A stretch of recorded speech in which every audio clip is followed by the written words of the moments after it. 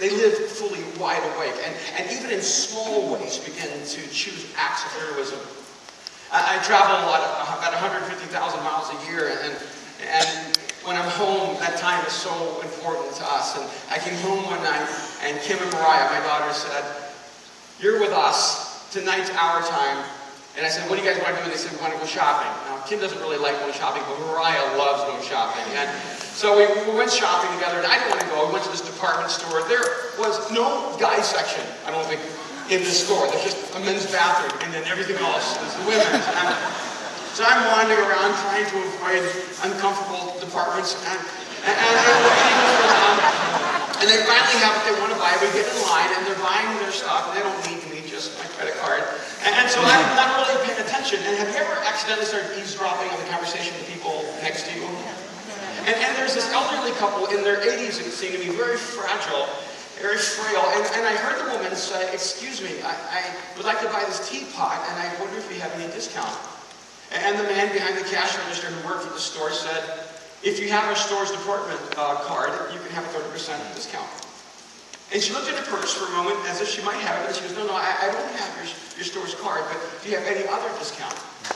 And he automatically said again, "As I said, if you have our store's card, you can have a 30% discount."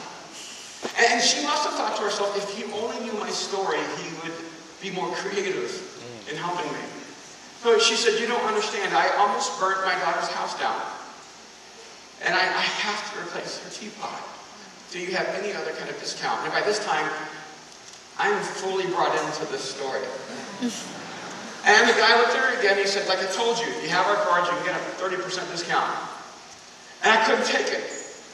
And so I looked at my wallet, and I had a $20 bill because I noticed on the cash register it was like $38 and some cents. But I had a 20. I was halfway there, and I just tapped Kim, and I said, "Honey, do you have a 20?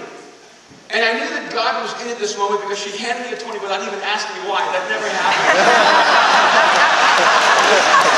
And she handed me the 20. Now I had 40, and the guy was standing right next to me but facing the other way, unaware of my presence. So I said, "Excuse me," and I took the $40 and I said, "I'd like to buy that teapot for them."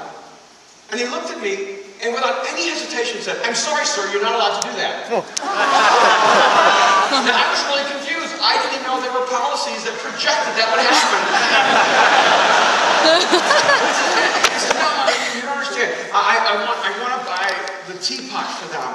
And he looked right past me as if I didn't exist to the woman who worked on the other side that was taking care of Kim and Mariah. And he said, "He's not allowed to do that, right? He can't just buy the other customer's item." Now everyone's paying attention and watching. This couple is so embarrassed. And I thought, maybe it's a communication problem. I am an immigrant from El Salvador, so it could be my language. Or maybe it's geographic. They don't teach geography anymore in America. So I'm standing in the wrong place, and he's confused. And so I walked around the counter to go to the customer side so you can see I am customer. And when I came around this end, the woman looked at me. She goes, "No, please, no. I'll take care of it." And she started looking at her purse for money I knew she didn't have. I just looked at her and I said, "You would make me so happy if you let me buy you your teapot." And then I looked at the guy who was standing there indifferent to this whole situation. And I knew that I had to communicate at a deep, visceral level. Communication is a beautiful thing, right? I mean, I'm married, and I could say to Kim, "Hey, honey, is it okay if I go out with a guy?" And she could say, "Yeah, go right ahead." And I could hear that as saying, "Oh, honey, just go play with guys. I don't mind being alone one more night without you."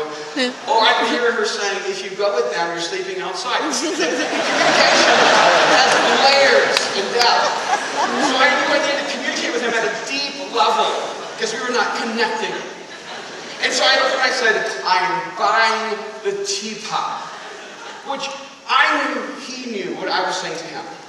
See, what I was saying to him is, in a minute, I'm going to reach across this counter, I'm going to grab you by the throat. I'm going to pound your head against this counter 3, 4, 5 times. The first couple times because I have to, but after that, only because it feels good. And then in a semi-conscious state, I'm going to take my money, give her the teapot, and later, because I believe in Jesus, I'm going to ask for forgiveness. And I think he's going to forgive me and actually applaud my efforts. lot in that moment. And then I walked away so that no conversation could follow. And Kim and Mariah were with me. It was raining outside, very rare in Los Angeles, and we got in her car, and I didn't want to leave. I wanted to make sure she had her teapot, and the guy didn't somehow say her short 12 cents or something like that.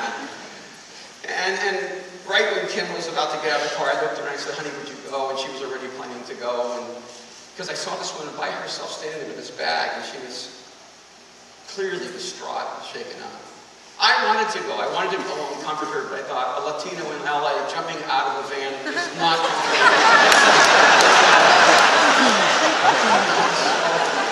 My wife, on the other hand, everybody loves her and embraces her immediately, and I just watched this scene happen where two strangers spoke for a moment, and this elderly woman put her face in Kim's shoulder and began weeping and sobbing, and Kim just held her. And I asked Kim later, what did she say? She said, I used to own my own restaurant. I could buy every